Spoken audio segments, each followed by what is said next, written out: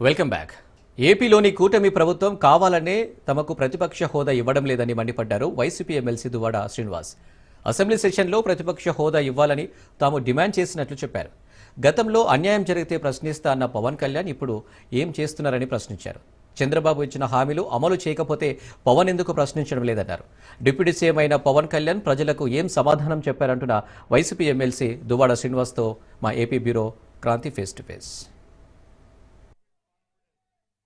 Assembly ప్రారంభమైన కొద్దిసేపటికే governor ప్రసంగం జరుగుతున్న సమయంలో వైసీపీ నేతలందరూ కూడా ప్రతిపక్ష హోదా కల్పించాలంటూ నినాదాలు చేస్తూ సభలోంచి బయటకు వచ్చి సభని బాయ్కాట్ చేసిన పరిస్థితి. మనతో పాటు ఎమ్మెల్సీ దువ్వాడ శ్రీనివాస్ ఉన్నారు. సార్, ఎందుకు సభలోంచి బయటికి రావాల్సి వచ్చింది, ఏంటి కారణం?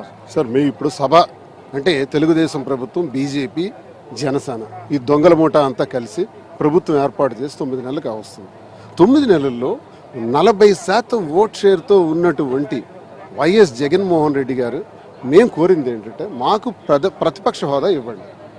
ప్రతిపక్ష హోదా ఎందుకు అడుగుతున్నామంటే ఇదేమైనా అలంకరణ కాదు, దీనికి వేరేగా దండేం అయ్యారు, స్పెషల్ చైరే ఉండదు. దీనికి ఒక 20 నిమిషాలు, 30 నిమిషాలు, 40 నిమిషాలు సభా సమయంలో ప్రతిపక్ష నాయకుడికి సమయం కేటాయించాల్సి వస్తుంది. ఆ కేటాయించిన సమయం కోసమే మేము హోదా అడుగుతున్నాం. హోదా పేరుతో మేము అడుగుతున్నది సమయం. ఆ సమయం ఒకవేళ ఇస్తే ప్రజల గొంతే మాట్లాడవలసిన అవసరం, బాధ్యత మాకుంది. ఎందుకంటే నవరత్నాల పేరుతో ప్రతి గడపకు కూడా ₹1 లంచం లేకుండా ప్రభుత్వ పథకాలు అందజేసిన జగన్మోహన్ రెడ్డి గారికి ఈరోజు చాలా సమస్యలు ప్రజల్లో ఆయన చూస్తున్నారు. సూపర్ 6 పేరుతో అధికారంలోకి వచ్చి అమ్మఒడి అని చెప్పి, అమ్మఒడికి పేరుగా తల్లికి వందనం ఇస్తామని చెప్పి, స్కూల్కి వెళ్ళి ప్రతి బిడ్డకి ఇస్తామని చెప్పి ఈ రోజు వరకు ₹1 కూడా విదల్చలా.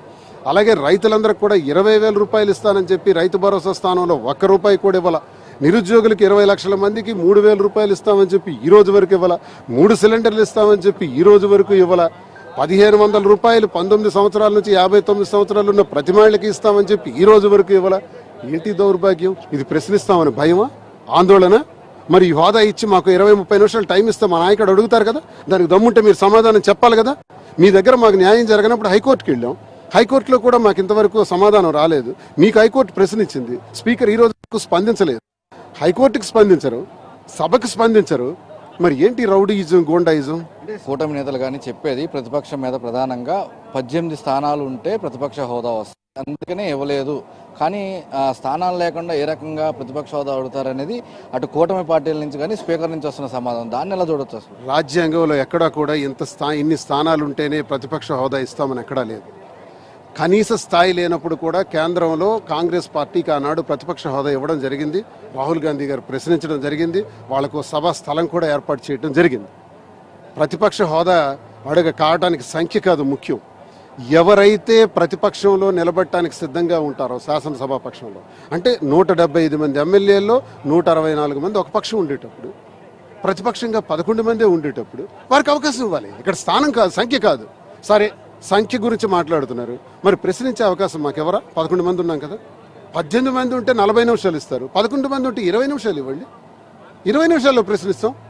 దానికోసం మేము ఇది అడుగుతున్నాం. అది ఇంతవరకు స్పందించలేదు. దీనిపైన స్పందిస్తే తప్పకుండా మా నాయకుడు సభకు రావటం జరుగుతుంది. దీనిపైన స్పందించమని డిమాండ్ చేస్తున్నాం. అయితే గతంలో లాగా అంత అగ్రెసివ్గా పవన్ కళ్యాణ్ని టార్గెట్ చేసి, అంటే పవన్ కళ్యాణ్ మీద వ్యాఖ్యలు కూడా మీ అధినేత కావచ్చు వైసీపీ నేతలు చేయట్లేదు. ఎందుకన్నా విమర్శలకు సంబంధించి ఏంటి, దానిలో ఏమైనా కారణం ఉందంటారా? అంటే గతంలో అగ్రెసివ్గా పవన్ కళ్యాణ్ని టార్గెట్ చేస్తే చాలా వ్యాఖ్యలు చేసిన పరిస్థితులు అయినా ఉన్నాయి. కానీ ఇప్పుడు ఎందుకనో వైసీపీ నేత కొంత తగ్గినట్టు, వెనకడిగేసినట్టు కనిపిస్తుంది. దానిలో ఏమైనా వస్తుందా? ఎవరికి పవన్ కళ్యాణ్ ఎక్కడున్నాడు? అసలు పవన్ కళ్యాణ్ ఎక్కడున్నాడు నాకు వెనక్కి చూపించండి. నేనైతే మా ప్రభుత్వం అధికారంలో ఉండేటప్పుడు అప్పుడప్పుడు 6 నెలలకు ఒకసారి వెహికల్ మీద వచ్చి ప్రశ్నిస్తాను అన్నవాడు. ఈరోజు 30,000 మంది మహిళలు అదృశ్యం అయిపోయారని అప్పుడు ప్రశ్నించాడు. నీకు దమ్ముంటే, శక్తి ఉంటే 30,000 మందిలో 3 చూపించవయ్యా, వెతికి తీసుకురావయ్యా. నువ్వు డిప్యూటీ సీఎంగా ఉన్నావు, అధికారం మీకుంది, యంత్రాంగం మీకుంది. 30,000 మంది మహిళలు ఎక్కడా? మిస్టర్ పవన్ కళ్యాణ్, నీ ప్రశ్నకు నా ప్రశ్న. నువ్వెన్నో ప్రశ్నలు వేసినోడివి, ఈరోజు అధికారంలోకి వచ్చిన తర్వాత నీ నోరు ఎందుకు మోగబోయింది? నేను విన్నాను, కొన్ని రహస్య అంతర్గత వర్గాల ద్వారా, కొంతమంది మీ పార్టీలో ఉన్న వ్యక్తుల ద్వారా నెలకు 50 కోట్లు నీకు ఇస్తున్నారట. నెలకు 50 కోట్లు ఇస్తాను, నువ్వు నోరు మూసుకుని ప్రశ్నించకు అన్నారంట. చంద్రబాబు నాయుడు అన్నటువంటి మాట కట్టుబడి ప్రశ్నించడం మానేసి మోగపోయి హిమాలయాలకు పోతున్నాడు. మరి ప్రశ్నించడు. ఇప్పుడు మనిషి కనపడ్డు. మీరు పవన్ కళ్యాణ్ గురించి అడుగుతున్నారు. నేను ప్రశ్నిస్తున్నాను, దమ్ముంటే చెప్పమానండి. 30,000 మందిలో ఎంతమంది మహిళలకు తీసుకొచ్చాడో అదృశ్యమైన వాళ్ళకి తమ్మనంటే. నేను ఒక ఎమ్మెల్సీగా ప్రశ్నిస్తున్నాను. చెప్పవయ్యా, తీసుకురావయ్యా. Deputy CM, where are you sleeping? ఎక్కడ పడుకున్నావు? ప్లీజ్ కమ్, బయటికి రా, మాట్లాడు. నీ 30,000 మంది మహిళలు అదృశ్యమయ్యారు, కేంద్ర నిఘా బృందాలు చెప్పారన్నావే.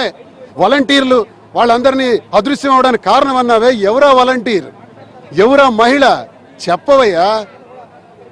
సిగ్గుమాలను. మరోపక్క కాంగ్రెస్ పార్టీ అధ్యక్షురాలు షర్మిల నేరుగా జగన్ టార్గెట్ చేస్తూ గత కొన్నాళ్ళ నుంచి కూడా కామెంట్స్ అటు ట్విట్టర్లో ఒక ట్వీట్లు చేస్తున్న పరిస్థితుంది.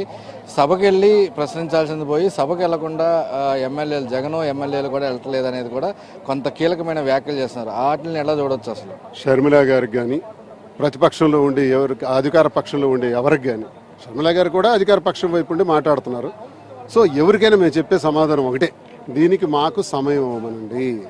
ఈరోజు కూడా అడిగాం, 24 గంటల్లో సమాధానం చెబితే ప్రతిపక్ష హోదా ఇస్తూ, ప్రతిపక్ష హోదాతో పాటు 20 నిమిషాలు 30 నిమిషాల సమయం ఇస్తామని చెబితే మేము మాట్లాడతాం, మేము వస్తాం. అది మొత్తంగా కూడా ఖచ్చితంగా ప్రతిపక్ష హోదా అనేది, ఎందుకంటే రాజకీయ పార్టీకి కొంత సమయం వస్తుంది కాబట్టి అందుకే ప్రతిపక్ష హోదా కోరుతున్నాం. కాబట్టి ఈ ప్రతిపక్ష హోదా అనేది ఒక 24 గంటల్లోనే సమాధానం చెప్పాలి. లేని పక్షంలో ప్రజల కోసం బయట నుంచే పోరాటం చేస్తూ ఉంటూ చెప్తున్న పరిస్థితి.